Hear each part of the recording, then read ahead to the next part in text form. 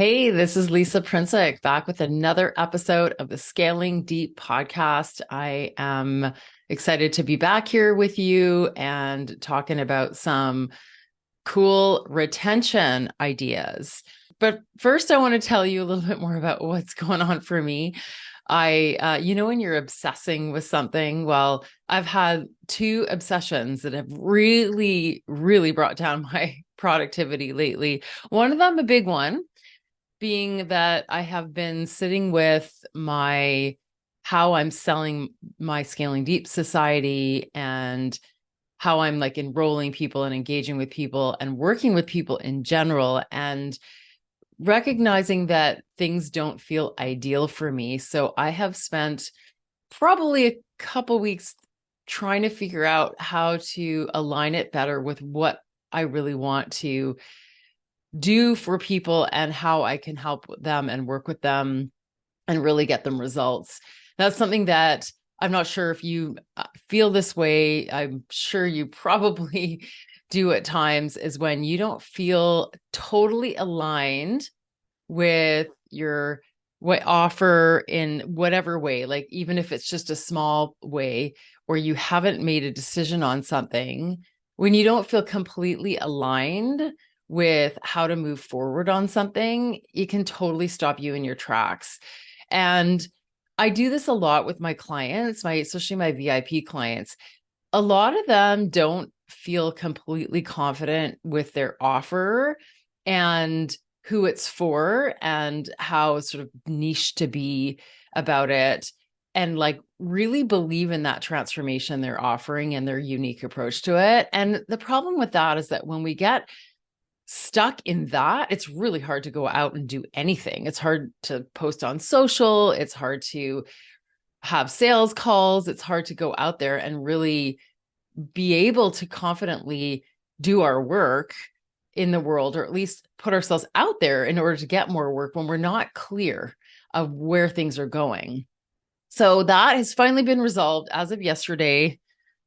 From great mentorship, I was able to Voxer back and forth with my mentor and keep going over the problem, the potential solutions, until I was able to land on one with her help, and which is the beauty of Voxer coaching. And I actually want to do another episode on just that and how valuable it is to have somebody to reach out to and somebody to help you clarify even what your stuff is in your head regularly when you're trying to really grow your business, and how it's kind of essential. And so I'll do another episode on that.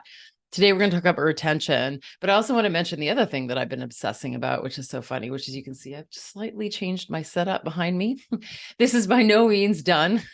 This is just whatever I happen to have in the house in order to create kind of an easier environment for me to record and feel comfortable doing more posts and reels, and just having like everything set up easily and less clutter and just more smooth, right? It's this obsession thing, right? When we don't know how to set something up at its core, this is what stops us from putting ourselves out there. So this has spent like 3 hours fussing around and getting distracted and not really doing all the major things that I said I would do today. But anyways, that's okay, because again, it's one of those foundational pieces that once you start down a process of learning, sometimes it takes a long time to figure the core thing out. And I know for you, this might seem simple, like you're just setting up a background, but I am not a massively visual person.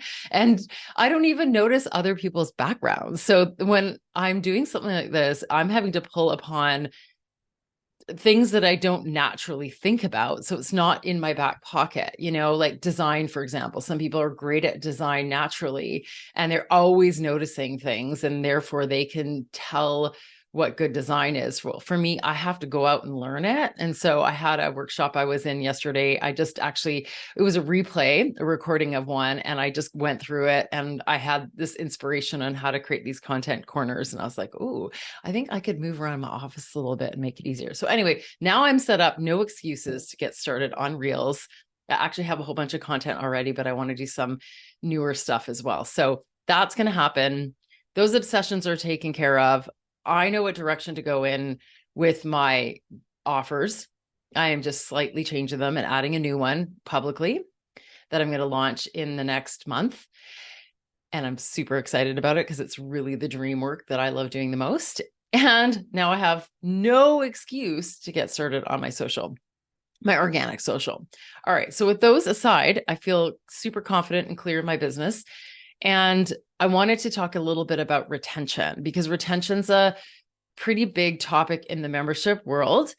And people come to me because they are stuck at a certain number of members, or they have more members leaving than coming. And that is a potential challenge when we need to grow our membership, have more people we serve, because this is what our membership is meant to do, is serve one to many people in an environment where you can serve more than one at a time or more than 10 at a time. And sometimes the difference between 40 members and 80 members, or 50 members and 100, or 100 and 200 doesn't make any difference to the members in it. It doesn't detract from that at all. And all it does is add value. And we are missing out on vital profitability, because running a business like this, where we're having to build systems and funnels for consistent sales, can be very costly and time consuming. So we need to find that profit. We need to start building that in. And that's going to come with critical mass and a whole bunch of members in at once. So retention becomes critical, because we need to make sure that we are profitable. And that's really what it comes down to. So diving into this further, I've actually just written a blog post on 21 retention strategies, which you can find on scalingdeep.com. You can just quickly go to the blog and you'll see it. And that has a whole bunch of stuff in there, which you can look at for ideas on how to enhance the experience for your members so they stay. But I also want to just summarize it a little bit and talk about the 3 things that I think will make the biggest difference, the 3 things that you can fix first in order to set up a foundation for retention. And then you can go and look at all the little things that you can do to increase it. As your numbers grow, those become more important. But when you're still smaller, or let's say you're under 100 members, or at 10, or I don't know, maybe over 100, but you're sort of at this level that doesn't seem to be moving, I want to talk about these 3 things that I think will make the biggest difference for fixing it. So one of them is positioning and pricing. The number one thing to look at when your membership isn't selling consistently, or you're not able to keep members, is who you're attracting and how you're setting up your value proposition, like how you're communicating that. So people who join are the right people, the ones who are really committed to what you're offering, and they are committed for the longer term. They are more serious about it. And that's more likely when they will stay than people who are just looking for a quick fix or looking to try something and aren't that serious. So how you communicate the value of your program is going to really try to aim to bring in the right kind of people, the more serious people. Now, you'll always get a range of people. You'll get looky-loos, you'll get people who try things, and that's okay. I mean, we've all been those people, but it's more about, are there a certain amount of people that you could keep for longer, because they are there for the goal and they are there for the long term, and they are really committed to the thing that you're teaching. And those are the ones you don't want to miss, and those are the ones you don't want to lose. So that is an attraction and retention strategy, is the positioning of how you're communicating the value of what you offer. And then pricing is part of that. And pricing is something that I've recently come to terms with, a pricing strategy that is more conducive to retention. And I'm not going to dive in too deeply. I'm actually going to save this to create a new training inside the Scaling Deep Society that's more in depth. But I want to touch briefly on the idea of pricing that's designed to last, because I think that there is pricing that can be confusing for people and awkward, and they don't really know where it sits in their budget, right?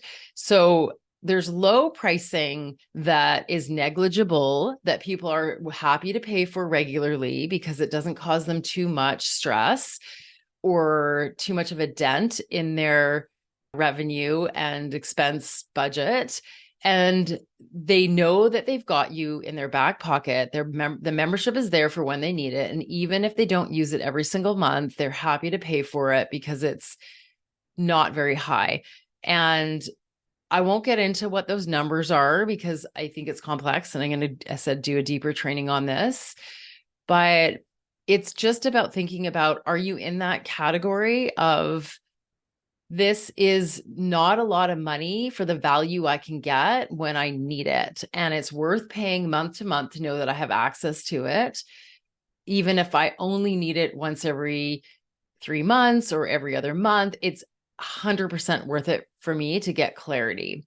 So there's that level of pricing that I think is really sustainable, because we're all trying to create sustainability in the long run. And that's going to make a difference for people and how they see your membership. And then the other end of that is that higher pricing point where people have budgeted for high level support. They need it. They can't live without it. And it's still a lot less than what they'd be paying for this as a private support package. And it's their go-to resource. Like for right now, I'm actually paying $300 a month for Facebook ad coaching, which is a total steal. And I know I've got a bit of a deal because I was one of the first people to sign up for this beta program that this Facebook ad specialist is running.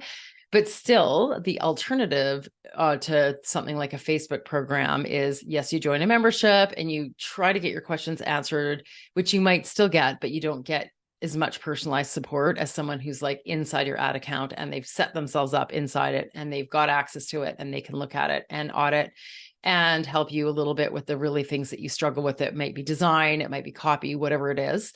So that's a great investment, because the alternative is that you're also spending $2,500 a month on an agency, and you can't afford to do that a lot these days unless you're at scale with ads, because they are expensive and you're going to probably eat all the money you're making up, all the profit you're creating from your ads by having that kind of service, unless you're in the tens of thousands of dollars for your ad spend.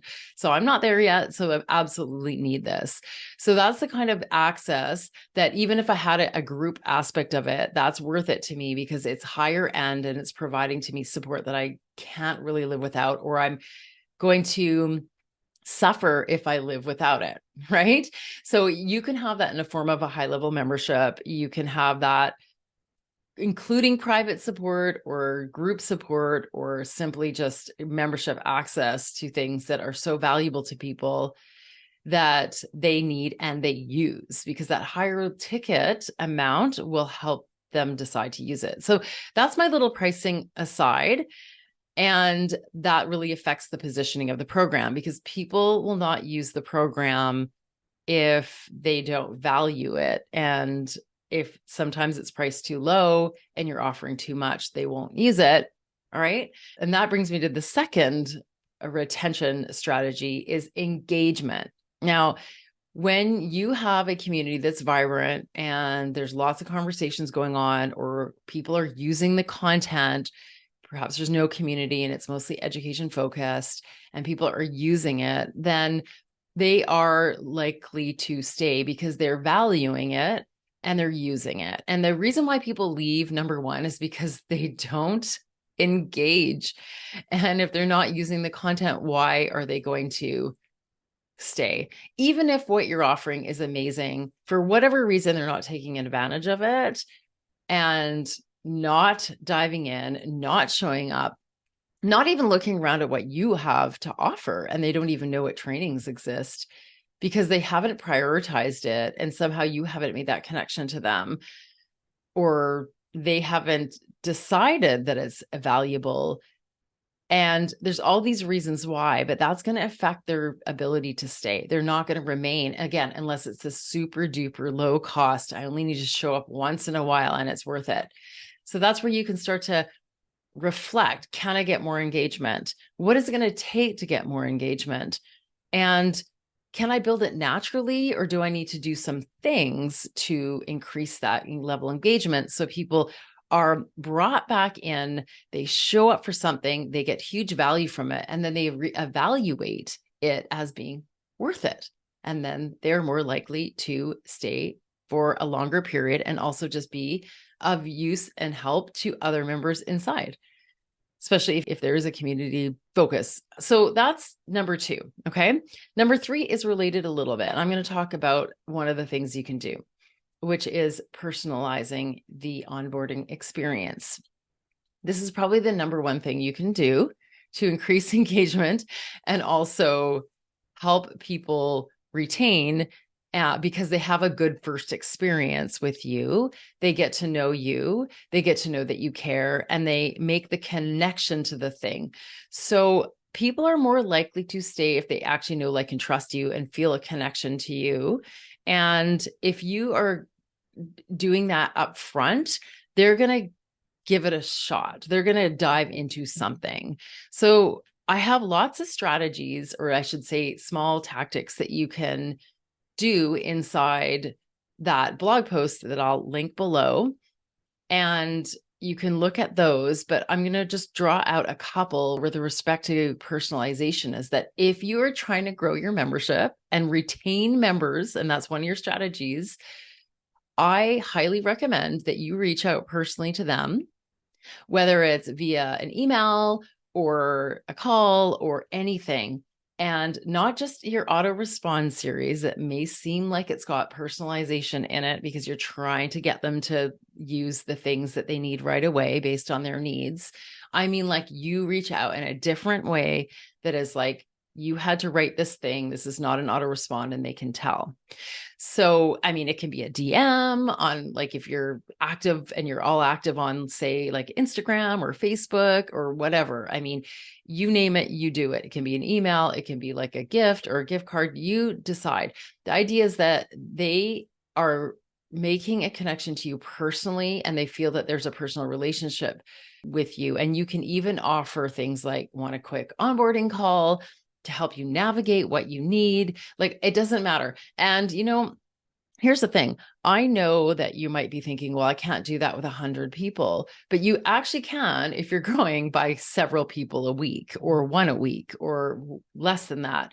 It'll be harder with 10 a week or more, but you can still have somebody on your team do that if retention is your number one focus, because that's going to help with things like lifetime value. And lifetime value is really what you're looking for. How long do people typically stay? And is it worth leveling that number up by being their trusted guide and their resource for longer?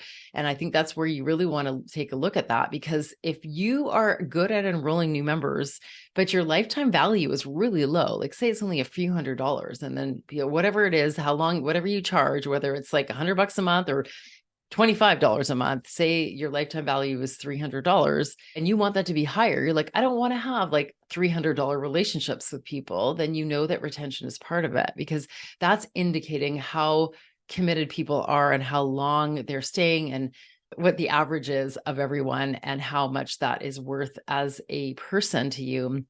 Now, when you start to get higher and you realize your lifetime value is higher, you realize that every single one of those people who joins is really valuable to you and your business. And that's where you want to decide to put more effort into your retention strategies. Okay, so yes, this is a lot of ideas, and I wanted to just give you a broad overview of how all these things are related to retention and why retention is so important, because it's going to make a difference for you. It's also going to help you feel better about your membership, because nobody loves cancellations. Cancellations feel kind of negative, and it's because in another kind of program, you have a natural ending point. In a membership, people are going to reach out and cancel, and sometimes that feels hard. And while we can't take it personally, because most people are leaving for a good reasons, because they've moved on or something's very much shifted in their business or their focus, and that makes sense. And you've got to be okay with that and let that go. But you definitely want to have people feeling like they're leaving in a good way. Perhaps they're reaching out to you and letting you know, oh, this has been so great, but I don't need this anymore. And that's an okay way to have that relationship go. And that is more likely to happen when you have that personalized connection and relationship with them. So that point 3 being very, very important. Okay. So that was my little spiel on retention strategies today. I hope it's been really helpful for you. If you need any help with any of this, feel free to find me on my website, scalingdeep.com. I love to work on these kinds of things with my private clients. I've got some more in-depth group programs for people scaling memberships coming up soon. So stay on the lookout for those. If you're on my mailing list, you're going to be first to hear about it. And also I'll be announcing it on the podcast. So make sure you subscribe to the podcast. Have a great week and I'll see you next time.